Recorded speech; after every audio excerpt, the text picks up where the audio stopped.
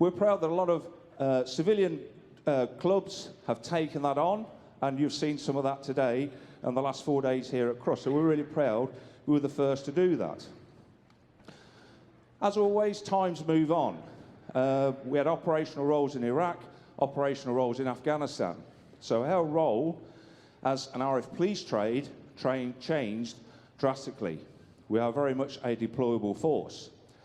So much so that up until 2 weeks ago, we really didn't know if we could be here this weekend. A lot of the boys and girls you see today were helping out with the flood victims down in Somerset and other regions. And it was only lastminute.com that they said we can come here and be with you today. So we're very pleased to be here today. As I've just mentioned, with a deploying to helping out with the floods, and the word has come up quite a few times, deploying, we deploy all over the world as and when we're required. As servicemen and women, we're used to that, we get paid for that, we get trained for that. We have families, and we have to leave our families behind.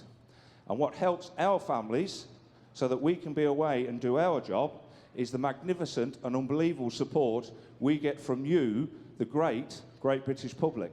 And I would like to thank you from the bottom of our hearts, from the performing servicemen today, to thank you for your support, and please don't stop supporting us, the British military.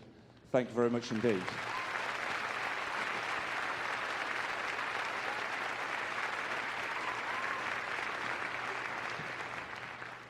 Right, thank you. Right, what we're going to do with you this afternoon is try and simulate an RAF police patrol anywhere in the world. The drills that we will go through is similar to what we do in theatre, but obviously with the time factor we can't go through the whole drill. So we'd like to give you a bit of insight in what our boys and girls have to train for prior to deploying and once they are in theatre. And just for info, a lot of the boys and girls performing today have done tours of Iraq, they've done tours of Afghanistan, and there's one or two here on completion of today, go back to the parent unit and go tomorrow to start pre-deployment training to go back to Afghanistan. So it's very much in our role as a deployable force.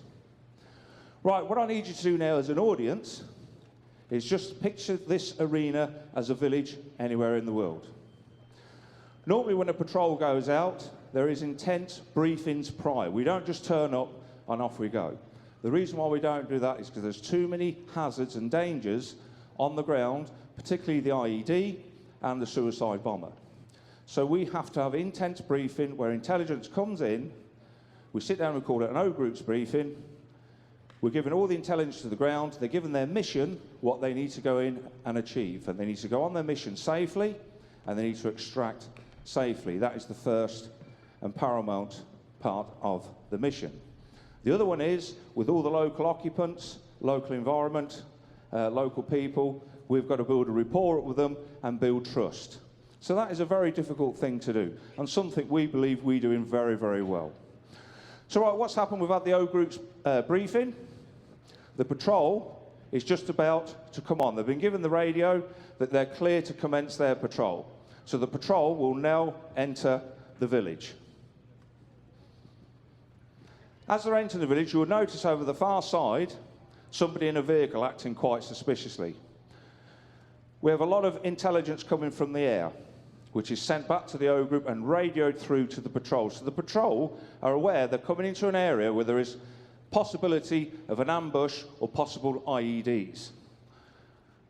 The patrol, having noticed the person acting suspiciously, has gone into a defensive posture. We have 2 dogs, one a patrol armed true dog, and one arms explosive search dog, all part of the team. The 2 patrol members at the back are covering guards and radio comms that will go back. You will look, they're looking through their rifles, through the sights. Yes, they are looking to see if anybody's about who might want to take a shot at them.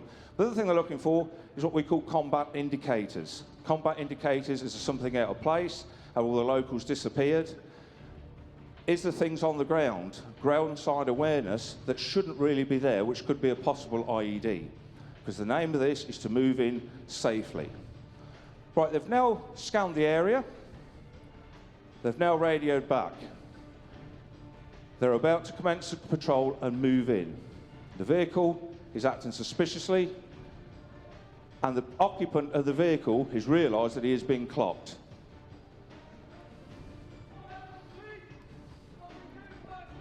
A challenge is issued.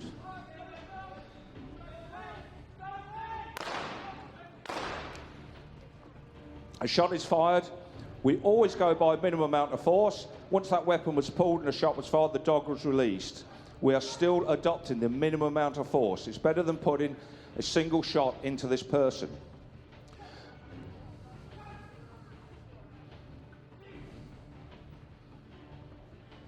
And that was very well done. Frontal attack as well with gunfire. As I just said, we are in a hostile environment, but we still have to abide by the rules of minimum force. The dog has got in, and the beauty we have now, this person, yes, he's bitten, he's probably got a broken arm, severe injuries, muscle tissue injuries, but he's still alive.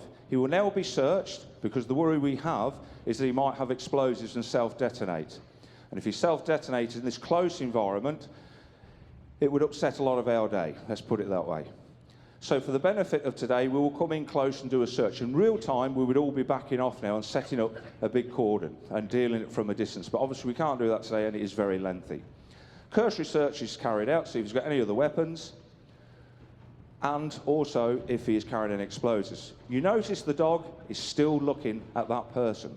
So should he try to escape or pull another weapon, the dog will be released again, minimum amount of force used. This guy will be taken away, be given medical treatment first, and when he is fit for interview, he will be interviewed where we can gain valuable information for future exercises to find out why this has gone on. Dog escorting off, and I think that was very well done.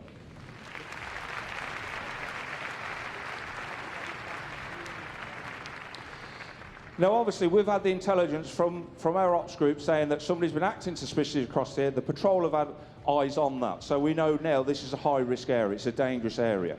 So all the time they're looking for ground-side awareness of possible IEDs, because there could be several planted around. And there might be a reason for that, for what we call a come-on.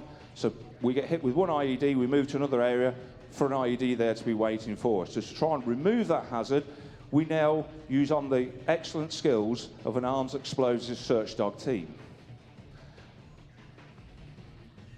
This is a young bitch, only passed training in December. She's only 18 months old. So she's got loads of enthusiasm, loads of energy. We just need to put an experienced head on young shoulders, which is called training. But the main thing we look at with any young dog is the bond of a team. If you haven't got that bond, it doesn't matter what type of work you're doing with a dog, it just won't happen. Now, she's very enthusiastic. We've got a lot of different dog scents and smells in here. With her only being 18 months old and virtually being in Civilian Street this time last year, she's never been to Crufts, she's never searched this type of area. So the scents are different. She's covering the area really nice. She's using the ground. We want her to search the ground because if there is an IED in the ground, we want her to tell the handler there is something here before we walk and detonate it.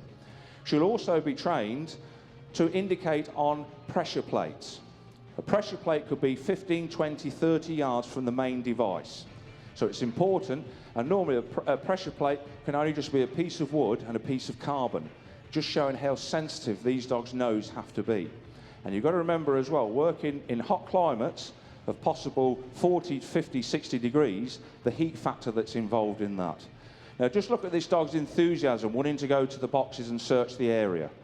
She's keen, she wants to work it really hard. Look how her tail is working. She is enjoying this. She's trying to find a scent where she can indicate, tell her handler something's here, simply for a ball reward. That's why these dogs do this.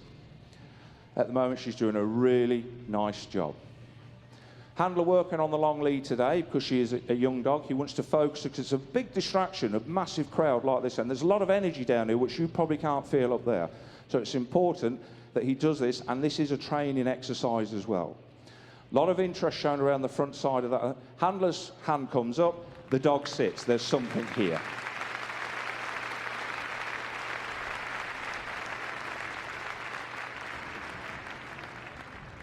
In real time, in the real world, that handler, as soon as ever she indicated, would call her back away from the device. The last thing was one of our dogs injured. He's now asked her to stay a few seconds longer, just what we call focus. So she's completely on it. So in the real-time situation, adrenaline's pumping, the handler knows exactly there's something there. He's called her back and he's given her a ball reward. So that's encouraging her to come back.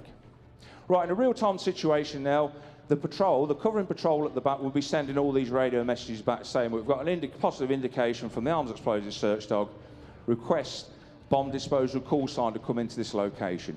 Information will be going back, what type of area, what type of vehicle, all this information passed on to them before the EOD get in, and the more knowledge they have, the quicker they can clear the area. We haven't got that time today. We'd be setting up a 400-metre cordon. Another reason 400-metre cordon, any local inhabitants, we don't want them getting injured as well. Right, what will happen is now, for the benefit of this display, the team will now form up just in front of the van. Many times when you're working overseas and you find a device, or earlier we saw somebody getting bitten and taken away, that goes around very quickly around the villages. Villagers can get very anti over that for whatever reason.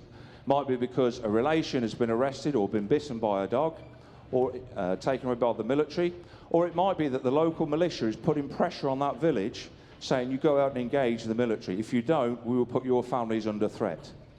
So the word has got around the villages and they're coming over to have a look. They're very angry about this and they're proving very hostile. First of all, what's happening is 2 cover guards at the front are trying to talk to the crowd and calm them down.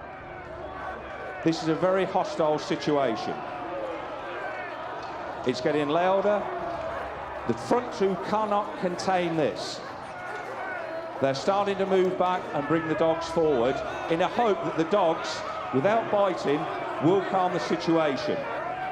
The dogs are performing really well and pushing them back. A lot of aggression from the dogs, and a gunshot goes off. 2 gunshots from either side, dogs not distracted, 2 bites taken from either side, and the crowd in the middle have behaved themselves, have not been bitten. Once again, a minimum amount of force has been adopted. Quickly, I can assure you from personal experience in Iraq, 300 Iraqis really wanted to spoil our day, and 1 RAF police dog quelled their protests and their unhappiness towards us, and we calmed the situation down, no one getting injured, and these dogs are very effective and work very well for us. And I think that deserves a little bit of a round of applause for something very, very well done.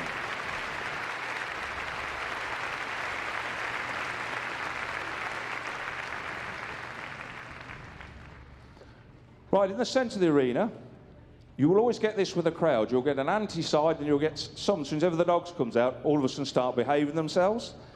These guys have stood still and behaved themselves. The handler has told the people in the middle, stand still, don't look at my dog, do not move, do not come near me. If you do, this dog will run in and bite you. They're doing as they're told, they're like static statues, and the dog is totally focused on them, guarding them and guarding the handler. If any of these people are to move, this dog will run in and bite, and I'm sure that will be demonstrated in the next 0.2 of a second. And even using the person on the ground as a bit of a leapfrog to get up and get him. That shows the commitment of the German Shepherd dog, ladies and gentlemen.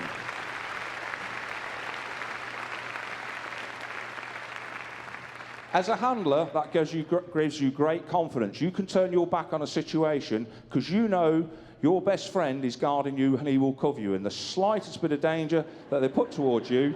And obviously he's enjoying the bite very well. And, hey, do you blame him?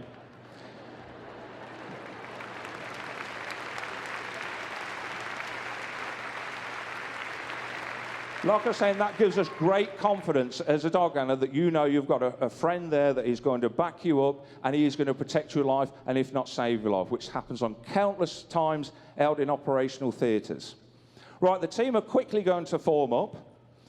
As I said, we're proud and honoured to be here today, and we're thankful that the Kennel Club will give us the opportunity to tell you a little bit, the general public, what we do when we're overseas, when you only get certain snippets on the news and on the television. Hopefully you have a bit of an insight what we do and the conditions these boys and girls have to work under. Before you see the Provost Marshal's Dog Inspector, Flight Sergeant Lee Close, who will give the salute to our Provost Marshal, Group Captain Kev Bailey.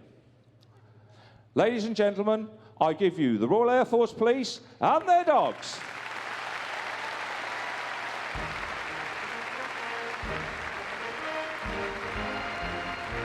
Come on, folks, let's give them a big round of applause. They're there protecting us every week of every year.